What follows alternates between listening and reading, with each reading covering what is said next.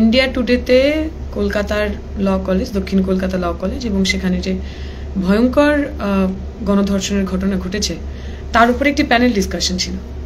এবং সেই প্যানেল ডিসকাশনে যারা ডিসকাসেন্ট ছিলেন, তৃণমূলের পক্ষ থেকে যিনি এসেছিলেন, আমি যদি খুব ভুল না করি তার নাম বোধহয় মনোজিৎ মণ্ডল, তিনি যাদবপুরের প্রফেসর, অধ্যাপক সম্ভবত। তিনি অনেকগুলো কথা বললেন। তার মধ্যে সবচেয়ে ইন্টারেস্টিং এবং সবচেয়ে লজ্জাজনক যে কথা তা হলো এই গুণধরটি, এই রাজদীপ, এই মনোজিৎ ছেলেটি, এই গুণধরটি যে তৃণমূলের নেতা বা এই ছেলেটি, এই ক্রিমিনালটি যে তৃণমূলের সদস্য, সেটাই নাকি তৃণমূলের কেউ জানতেন না। এবং এটা নাকি একটা বেনিফিট অফ ডাউট দেওয়া উচিত ওনাদের, কারণ ওনারা নাকি বুঝতেই পারেননি যে এই লোকটা 2007 থেকে, জবে থেকে বোধহয় ও কলেজে আবার রিএডমিশন নিয়েছে, আমি ভুল না করলে 2017, সেই 2017 থেকে ও যে ক্যাম্পাসে তৃণমূলের নেতা হয়ে বসে আছেন, এ কথা নাকি তৃণমূলের মহান মুখপাত্র তিনি জানতেনই না। এবার আপনারা দেখুন এই পুরো ঘটনাটার সূত্রপাত, অফকোর্স রেপের ঘটনা, গণধর্ষণের ঘটনা, কিন্তু তার চেয়েও যেটা ভয়ঙ্কর ঘটনা, এই ক্রিমিনালিটি ধরা পড়ার পর সে তার পুলিশের সামনে সে যখন নিজের বয়ান দিচ্ছে, সেই বয়ানে সে বলছে এটা প্রথমবার নয়, এর আগেও সেরকম ঘটনা ঘটিয়েছে। এইবারের গন্ডগোলটা এইটা হয়ে গেছে যে এই মেয়েটি গিয়ে যে কমপ্লেন করে দেবে, এইটি সে বুঝতে পারেনি, যে সে প্রিজিউম করতে পারেনি, এইটা সে ধারণা করতে পারেনি। অতএব তার মনে হয়েছিল এই ঘটনা ঘটার পরেও বিগত ঘটনাগুলোর মতোই তারও গায়ে এতটুকু আঁচড় লাগবে না। এখন এই যে সেন্স অফ ইম্পিউনিটি, যে আমি যা খুশি তাই করতে পারি, কেউ আমার বিরুদ্ধে কমপ্লেন করবে না, পুলিশের কাছে কোথাও কোনো অভিযোগ জমা হবে না, এই ইম্পিউনিটিটা আসে কোথা থেকে? এই ধরনের মানসিকতা, এই ধরনের বিশ্বাস, এই ধরনের ঔদ্ধত্য আসে কোথা থেকে? 2007-এ একটা ছেলে ভর্তি হয়েছে কলেজে, 2007 সালে সে সম্ভবত উচ্চ মাধ্যমিক পাশ করেছে।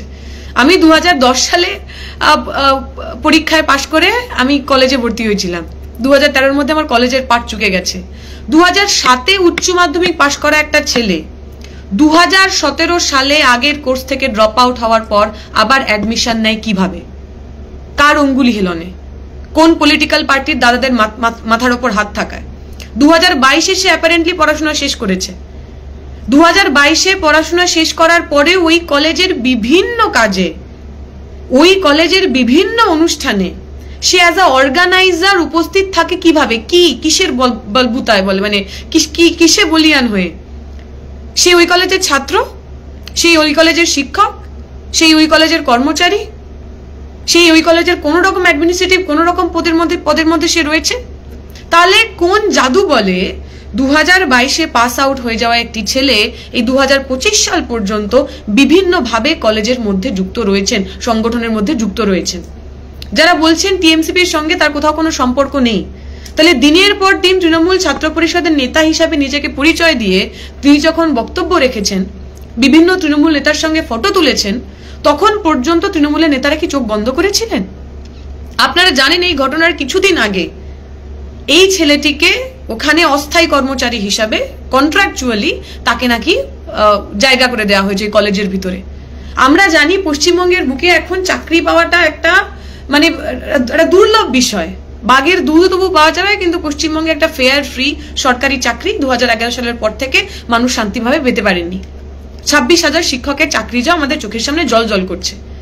এই 2007 সালে উচ্চ মাধ্যমিক পাশ করা এবং 2022-এ গ্র্যাজুয়েশন পাশ করা ছেলেটির এমন কি ট্যালেন্ট রয়েছে, এমন কি যোগ্যতা রয়েছে যে যখন এত শিক্ষিত বেকার যুবক রাস্তাঘাটে ঘুরে বেড়াচ্ছেন, তিনি ওই কলেজেরই, যে কলেজের গুন্ডামি করার জন্য, যে কলেজের তৃণমূলের নেতা হয়ে থ্রেট করার জন্য, যে কলেজের তৃণমূলের নেতা হয়ে মোলেস্ট করার জন্য তিনি এত পপুলার, কোন জাদু বলে, কাদের অঙ্গুলি হেলনে, কোন রাজনৈতিক নেতাদের পৃষ্ঠপোষকতায় তিনি ওখানে চাকরি পেলেন? এই প্রশ্নের উত্তর তো দিতে হবে। আমরা দেখলাম প্রথম দিন থেকে তৃণমূলের নেতারা যখনই আপনি এই বিষয় নিয়ে কিছু কথা বলছেন, তারা একটা হোয়াট অ্যাবাউটারি করার চেষ্টা করছেন। অমুক সালে তাই হয়েছিল, তমুক সালে তাই হয়েছিল। আরে অমুক সালে তমুক সালে তো আপনারা সরকারে ছিলেন না।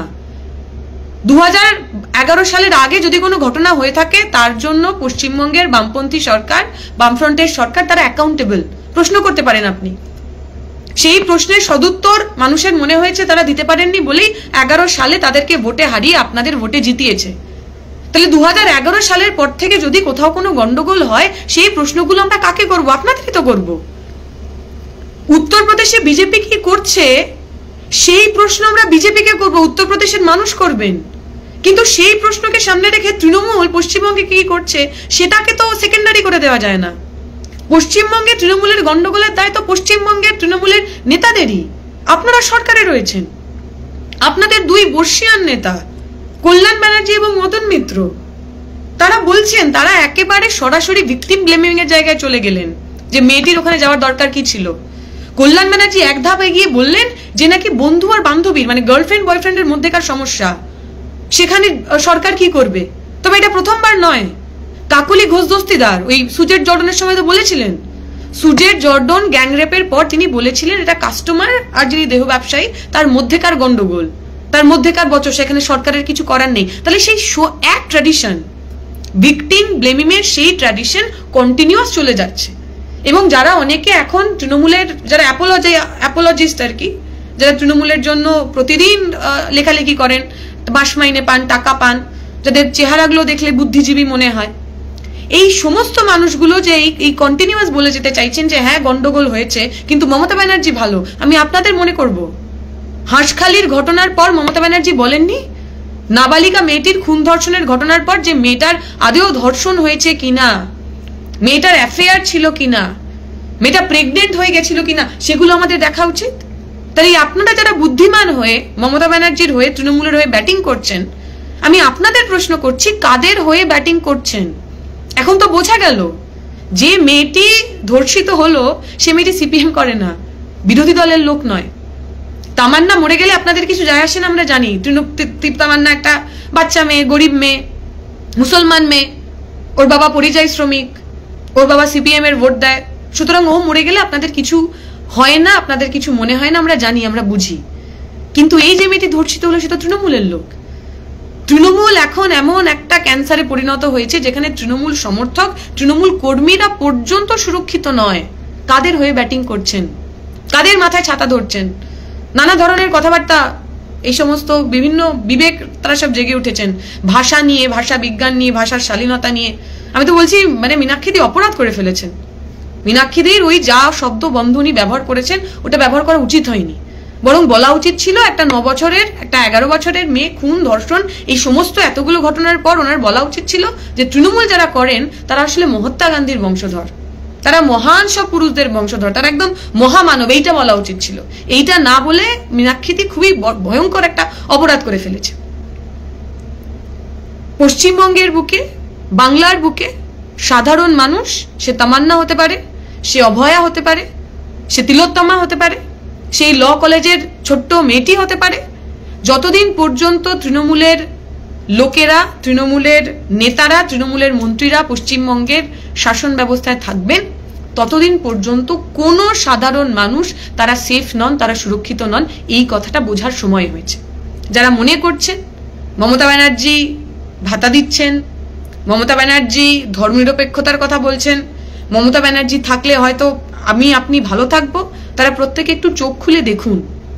এতক্ষণ পর্যন্ত অন্যের বাড়িতে আগুন জ্বলছিল, আপনাদের মনে হচ্ছিল আমাদের বাড়িটা হয়তো সুরক্ষিত রয়েছে, কিন্তু আমরা জানি এটা আগুনের নিয়ম। আগুন যখন এক জায়গায় লাগে সেটা ছড়িয়ে পড়ে, সেটা কোনো মানুষকে বাঁচায় না, সেটা কোনো মানুষকে বাঁচতে দেয় না। তাই এই সর্বগ্রাসী আগুন, এই তৃণমূল, এই দুষ্কৃতী, এই রেপিস্ট, এই মোলেস্টার, এই দুর্নীতিবাজ গুন্ডা ডাকাতদের দলকে পশ্চিমবঙ্গ থেকে সরান, সরকার থেকে সরান। জাত পাত ধর্ম নির্বিশেষে, রাজনৈতিক দল নির্বিশেষে তৃণমূলের বিরুদ্ধে রুখে দাঁড়ান, একটাট্টা হন। এইটুকুই।